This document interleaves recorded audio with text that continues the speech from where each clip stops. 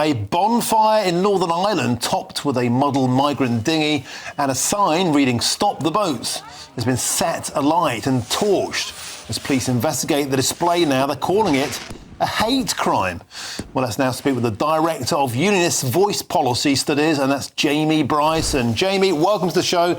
A pleasure to have your company. It's fair to say this bonfire has caused an absolute political bonfire. It's caused a huge stink with practically everybody coming out against it. But Jamie Bryson, you've been on the record saying you believe this is legitimate political expression. Tell us more.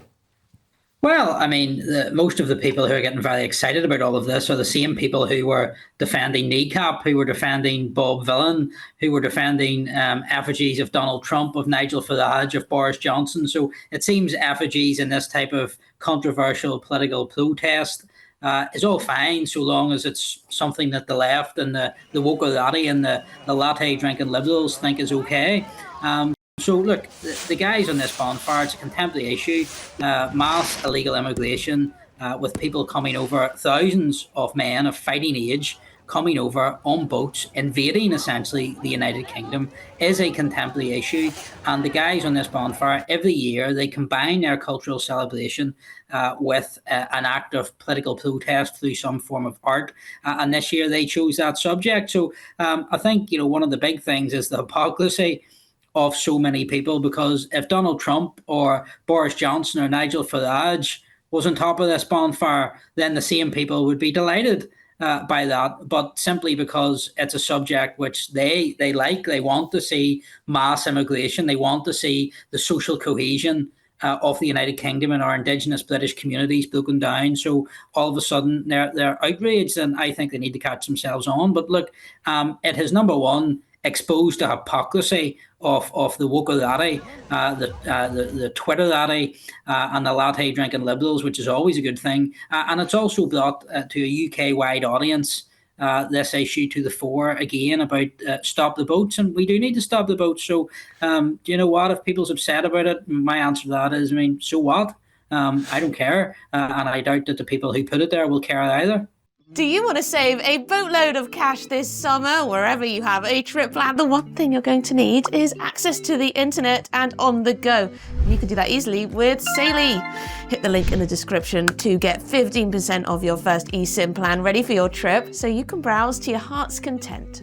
Saily gets you a local SIM card you can use when traveling, so you don't have to pay those crazy roaming fees just to send a message or check the latest news. Now, they've got plans in over 160 countries, 8 regions, so pretty much everywhere, wherever you're going, they'll be able to make sure you're connected. So how does it work? All you've got to do is this. Hit the link in the description to download the app. It will work on iOS or Android. Buy a plan. You can choose an amount of data and time frame that suits you best. And then just install the eSIM on your phone. When you land at your holiday destination, you can activate your plan instantly.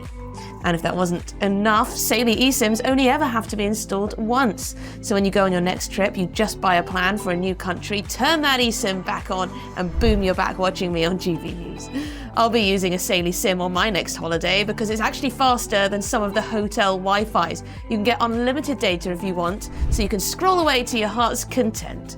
And when you leave the hotel, you don't have to do that annoying thing of Wi-Fi hopping because you've got constant connectivity wherever you go. And they've got 24/7 support as well, and a full refund policy if your eSIM isn't compatible. So get sorted for your next trip. Download Saily using the link in the description below. And if you use the code NEWS at checkout, you'll get an exclusive 15% discount on us. So click the link, download Saily, and use the code NEWS at checkout. Jamie Bryson, there has been a huge backlash against it. Let's read a few of them out now. Sinn Féin called it a vile and deplorable act and clearly a hate crime. The Church of Ireland's Archbishop called it racist, threatening and offensive, inhuman and deeply sub-Christian. Amnesty International Northern Ireland got involved, called it vile, dehumanising act that fuels hatred and racism. But I find this comment, Jamie Bryson, fascinating, from the police service of Northern Ireland, who say that they're investigating as a hate incident Police are here to help those who are or who feel vulnerable, to keep people safe. Jamie Bryson, we've been speaking to people in Northern Ireland and the Republic indeed for many, many months now, and the working class communities there are often telling us they don't feel safe, they feel vulnerable, and they point the finger at uncontrolled illegal immigration. And do you think, Jamie Bryson, this bonfire, this pyre we can see on our screens now, is totemic of the fact they've been ignored for too long? Absolutely, and just before I deal with that point, you let out a comment there from Sinn Féin. Sinn Féin, who bombed the Le Mans Hotel with a firebomb, murdering people who supported murder and mayhem for 30 years, are now all of a sudden lecturing people on hate crimes. I don't think any unionist, loyalist, or in fact any decent person will be taking lectures of Sinn Féin, the political wing of the IRA. In respect of how people feel about mass illegal immigration, I mean, we've had the London bombings, the Manchester bombings, stabbings, terrorist attacks all across the United Kingdom, and the left, the establishment, all they've done is try and cover that up for the most part. And yet, if they were as exercised about the terrorist attacks carried out by, for the most part, extremist Islamic terrorists in the United Kingdom, if they got as exercised about that and wanted to take to the airwaves as much about that and listen to people's concerns about that as they are in respect of a bit of artistic protest at a bonfire, then maybe the United Kingdom would be a safer place for everybody that lives here. OK, Jamie Bryson, of course, I'm duty-bound to point out that, of course, Sinn Féin would deny they have anything to do with the IRA. But Jamie Bryson, on a serious point, Jamie, what's been the reaction amongst the locals in the area? We're not hearing much from them. We're hearing from all the offended bodies. We're hearing from political organisations, Amnesty International. What are the locals saying? I mean, like, the notion that anybody in Magashel cares what Amnesty International have to say. I mean, Amnesty International are the left-wing activist organisation in Northern Ireland. They are a pro-Irish nationalist organisation.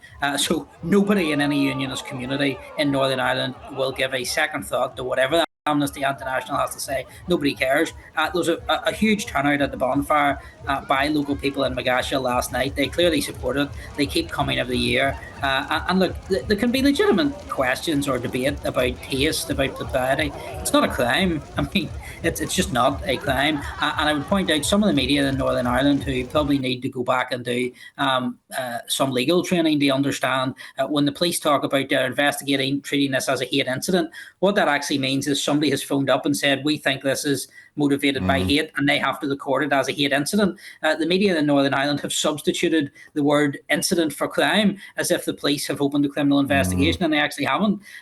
Somebody has been offended, probably Amnesty International or some nationalist politician has phoned up and said, oh, we think this is motivated by hate, and that's how the police have recorded it. But if we're going to talk about hate crimes, then, I mean, let's go after NECAP. Let's go after Bob Villan, who's still on the streets and hasn't been arrested. Let's have equal standards across the board, or not.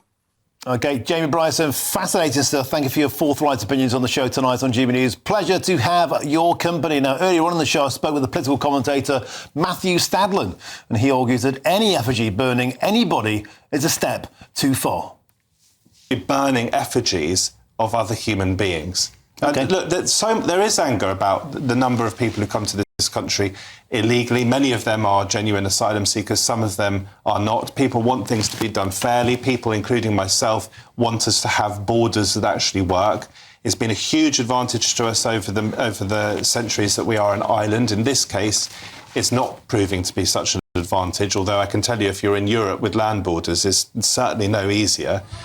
The government is committed to trying to sort this out. The fact that they haven't yet, in my view, shows how difficult it is. You'd like us, I think, to leave the Refugee Convention. You'd like us to leave the European Convention on Human Rights. I'm afraid I don't agree with you on that, because I think they're still important things. Here's something